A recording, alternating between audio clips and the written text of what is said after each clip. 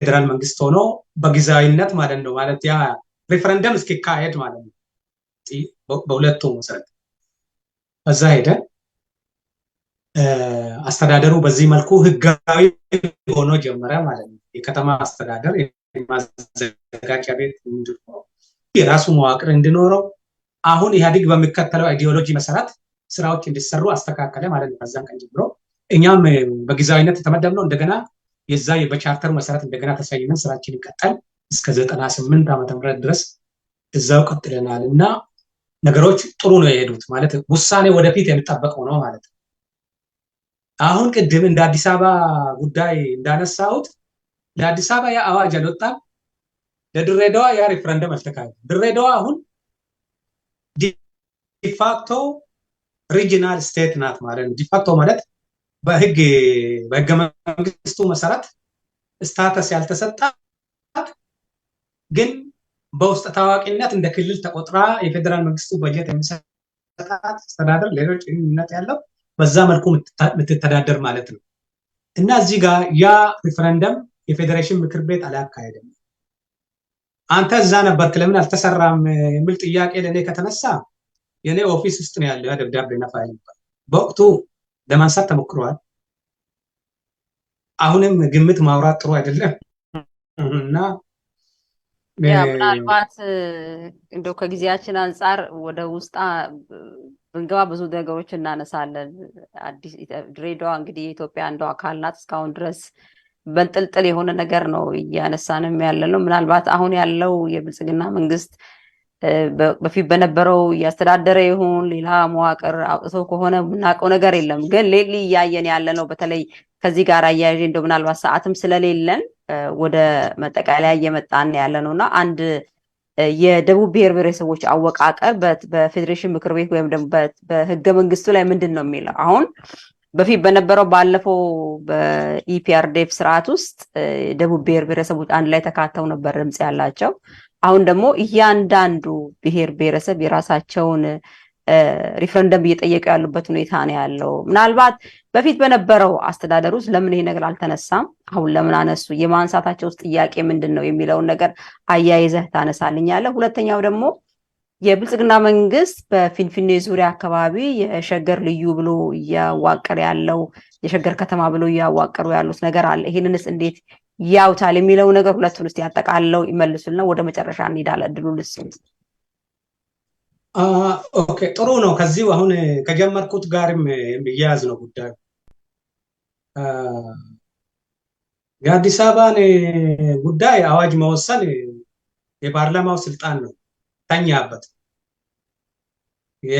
የድሬዳዋን ጉዳይ መወሰን የነበረበት የፌዴሬሽን ምክር ቤት ነው ተኛበት እዚህ ጋር ምንድነው ቅድም አንስቻለሁ የኢትዮጵያ ችግር አሁንም የሚያዳምጡን ሰዎች ሊገነዘቡት የሚገባ ህገ መንግስቱ የኢትዮጵያ ችግር አይደለም ምናልባት ሰዎች ግንዛቤ ከሌላቸው ግንዛቤ ሊሰጣቸው ይገባል ፖለቲከኞች ግን ለፖለቲካ ጥቅም ነው የሚጠቀሙበት ይህን ሰነድ የሚያራክሱትን የሚደግፉትን ግን በተግባር ስራ ላይ ማዋል ላይ ችግር አለባቸውና አንዱ ችግር እሱ ነው እዛች ከአንድ ነገር ለማለት የሚፈልገው ኢትዮጵያ ውስጥ ተቋማት በትክክል ለመስራት ካስፈለገ እያንዳንዱ ቦታው መያዝ አለበት ፓርቲ ቦታው መያዝ አለበት የመንግስት ስራና የፓርቲ ስራ ሲሰራ የተለያየ መሆን አለበት ፓርቲ አንዴ በምርጫ ተመርጦ ከገባ በምርጫ የተሰጠውን ተልዕኮ ብቻ ነው ማከናወን የሚጠበቅበት ከዛ ባለፈ ድንበር እያለፈ ነገሮች ላይ ተጽዕኖ መፍጠር የለበትም ይሄን የሚለው ለምንድን ነው ብዙ ጊዜ የሆኑ ነገሮችን ለመፈጸም ምክር ቤት አካባቢ ፓርቲ ፑሽ እንዲያደርግ ይጠበቃል ስልጣን እያላቸው በእጃቸው እያለ አጀንዳው በፓርቲ በኩል ወይ ፓወርፉል የሆነ ሰው እንዲያዛቸው የመጠበቅ ነገር አለ ወደ ደቡብ መጣልሻለሁ በኋላ መጠበቅ ነገር አለና ያን አዋጅ ፒውርሊ ነው ማነሳው የፓርቲው የፖለቲካል ዊሊንግ ማነስ ነው ፓርቲው ካለ አለ ነው የድሬዳዋን ጉዳይ ፓርቲ ካለ አለ ነው ፓርቲ ካላለ ደግሞ እነዚህ ስቴክ ሆልደሮች የሚመለከታቸው አካላት መጠየቅ አለባቸው። የህዝብ መብት ነው። ተመራጮቹ ህዝብ መርጧቸው ነው እዛ ያሉት፣ መጠየቅ አለባቸው። የአዲስ አበባ 23 ተወካይ አለው ፓርላማ ውስጥ መጠየቅ አለበት። የድሬዳዋ ተወካዮች አሉ፣ የፓርላማ አባላት ማን ነው፣ የኦሮሚያ ሰዎች አሉ፣ ፌዴሬሽን ምክር ቤት መጠየቅ አለባቸው። ይህን ጥያቄ ህዝብ የመረጠ መብቱን እንድጠይቅለት ነው። አንተም መብትን እየጠየቅ ነው በሌላ በኩል እና ያንን ፓርቲ ፖለቲካል ዊል ሊኖረው ይገባል። ትልቁ ችግር እሱ ነው። ያለ እንደዛ ከ2018 ዓመተ ምህረት በፊት እንደዛ ከሆነ እነ ጠቅላይ ሚኒስትር አብይ አሁን ምንድን ነው ያስቸገራቸው? ለማጽደቅ ጠይቃቸዋለሁ። ምንድን ነው ያስቸገራቸው? ይህን አዋጅ ለማውጣት ብነግሩም ደስ ይለኛል። ምንድን ነው ያስቸገራቸው? አሁን አዲስ አበባ ከተማ አስተዳደር መጠየቅ ምንድን ነው ያስቸገራቸው? ድሬዳዋ ያለውስ አስተዳደር ይህን ጉዳይ ልባት ይሰጠኝ።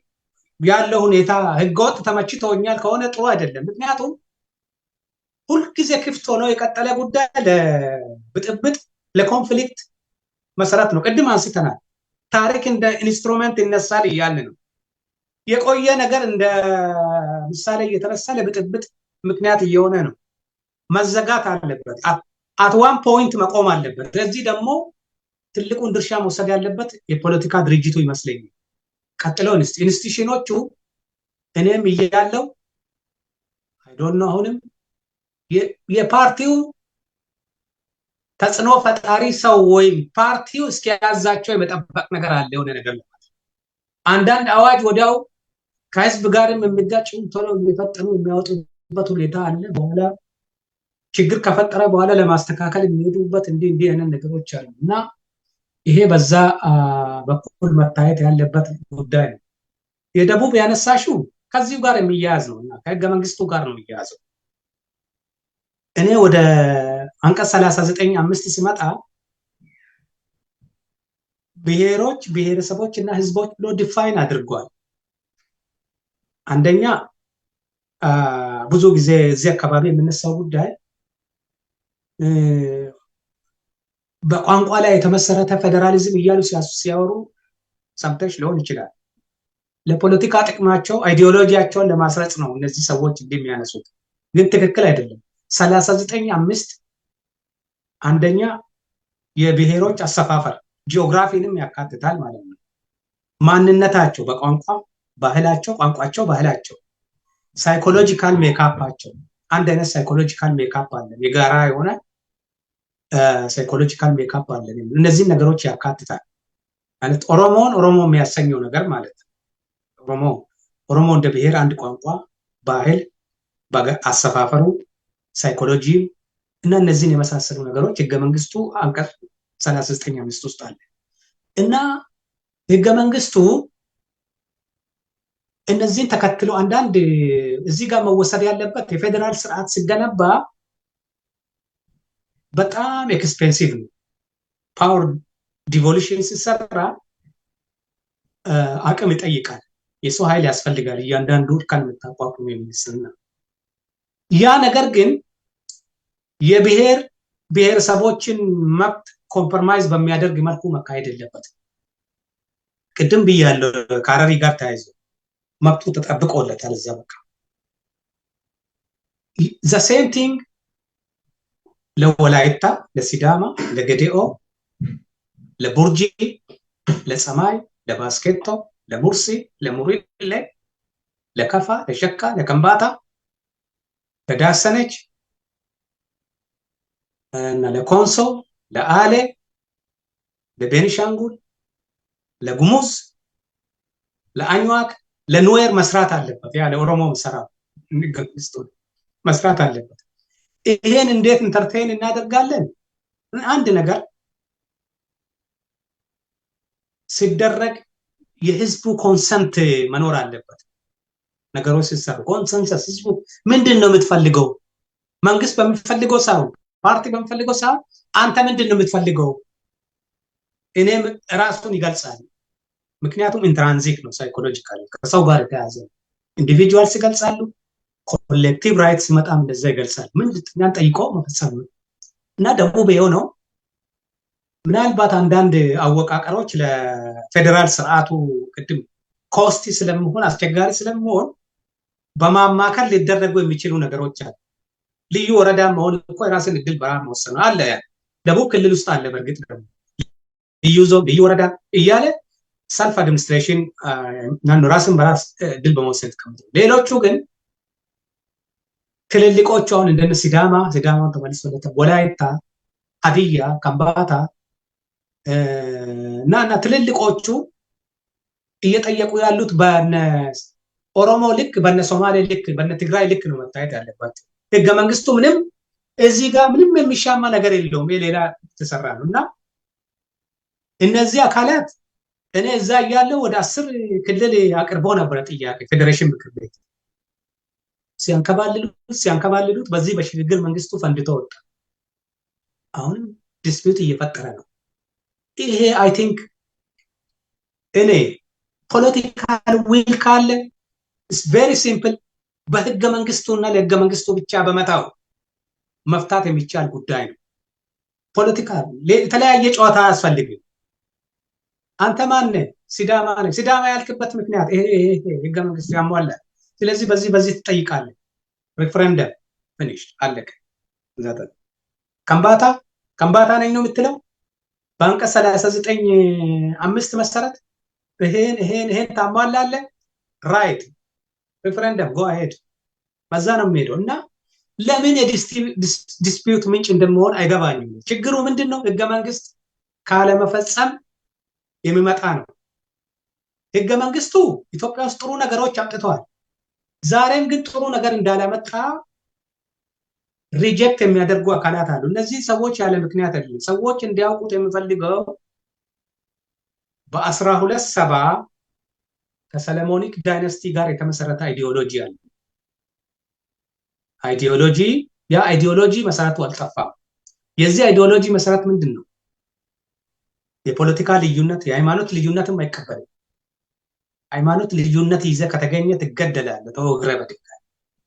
አንድ ቋንቋ፣ አንድ ሃይማኖት፣ ከኔ ውጭ ያለ ሁሉ ጠቅላላ የሆነ ነገር አድርጎ የማሳየት ነገር ነው። ያ ሜንታሊቲ ቀጥሏል። በተቋም ደረጃም አልተለወጠም። ማይንድ ሴታፕ አልተለወጠም። ያን ማይንድ ሴታፕ ይዘሽ እንዴት ነው ፌደራል ስርዓት የምትገነቢው? ይሄን ህገ መንግስቱ የሚፈልገው የሊበራል ዲሞክራሲ ጽንሰ ሀሳብ ያለበት ህገ መንግስት። ነፃ ገበያ ማለት ፖለቲካ ጋር ስትመጪ ተወዳድረሽ ነው ስልጣን የምትይዙ። ኢኮኖሚ ጋር ስትመጪ ተወዳድረሽ ነው የምትበለጽጊው። ባህልሽን፣ ቋንቋሽ የምታሳድጊ ከሆነ ከሌሎች ጋር ባለሽ ኢንተራክሽን መሰረት ነው የምታሳድጊው። ህገ መንግስቱ የሚደነግገው ይሄ ነው። አንቺ የፊውዳል አስተሳሰብ ይዘሽ እንዴት ነው የፊውዳል አስተሳሰብ ይዞ እንዴት ይሄንን ዲሞክራሲያዊ ሊበራል ዲሞክራሲ መገንባት ይቻላል? የፊውዳል አስተሳሰብ ይዞ መሬት እኔ ነው፣ ርስት እኔ ነው፣ ምን እኔ ነው እያለ የሚሄድ ፊውዳል ኋላ ቀር ማለት ነው። ሪአክሽነሪ አድሃሪ አስተሳሰብ ይዘሽ እንዴት አድርገሽ ነው ሊበራል ዲሞክራሲ የምትገነቢው? ጸረ ሊበራል አመለካከት ነው። ይሄን የሚያራምዱ አካላት ናቸው ቅድም ያልኩት መልቲ ዳይሜንሽናል ኢንተረስት ይዞ የሚንቀሳቀሱ። ህገ መንግስቱ የሚቃወሙት እነዚህ ኃይሎች ናቸው። በዛ መልኩ አንድ ነገር እኔ በደንብ ስትረስ ማድረግ የምፈልገው አንዳንድ ጊዜ ህዝብ ሳያውቀው በራሱ መብት ላይ ሊዘምት ይችላል። እኔ ለይቼ አይደለም የማነሳው። የአማራም ወገኖቼ፣ የኦሮሞም ወገኖቼ፣ የሶማሌ ወገኖቼ፣ የሀዲያ፣ የሙርሲ፣ የከፋ፣ ሸካ ሁላችሁ በተለይ እሊቶቹ በራሳችሁ ላይ አትዝመቱ ነው። አይዲዮሎጂው ለይታችሁ አውቃችሁ ያን አይዲዮሎጂ መታገል ነው። ሳናውቅ ህዝባችን ደግሞ በራሱ ላይ እንዳይዘምት፣ ይሄን እንዳይደግፍ አዌር ማድረግ አለብን። በራሳችን ላይ እንዳንዘምት። ትላንት አከርካሪውን በደርግ በ66 አብዮት የወደቀ ፊውዳል ተመልሶ ያንን የመሰለ በሞደርን ወርልድ ያንን ለማድረግ ቢያስብ አስቸጋሪ ነውና ህገ መንግስቱ በተገቢው ሁኔታ ስራ ላይ መዋል አለበት የሚል ነው። የአዲስ አበባውን ቅድም ያነሳሽልኝ የፊንፊኔ የሸገር ከተማ እኔ ጥያቄ አዋጁ መውጣት አለ። ያ አዋጅ አሁንም ፓርቲ ማውጣት አለበት ነው። ከዛ ውጪ ሌጂቲሜሲ እንዲሰጣቸው አጥሩ ነው። ግን እየሰሩት ያለው ምንም እኔ እንደ ችግር አላየውም። ምክንያቱም የምልበት ምክንያት ምንድን ነው? ኢትዮጵያ ከዓለም የተለየች አይደለችም። እኔ አሁን እዚህ ኦታዋ ነው ያለሁት ካናዳ።